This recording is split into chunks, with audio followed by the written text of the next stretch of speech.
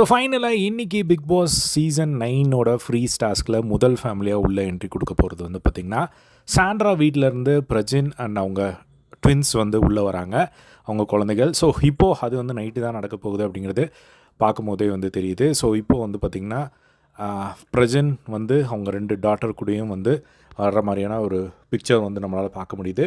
So அதில் வந்து பார்த்திங்கன்னா எமோஷனாக ரொம்ப அழுகுறாங்க. ஸோ அவங்க வந்து ஆக்டிவிட்டி ரூமில் வந்து கனியும் நம்ம சாண்ட்ராவும் இருக்கிறத பார்க்க முடியுது. ஸோ டோர் வழியாக வந்து அவங்க ஹார்ட் அண்ட் சிம்பிள் வச்சுட்டு அவங்க வந்து உள்ளே வர்றதை வந்து பார்க்க முடியுது.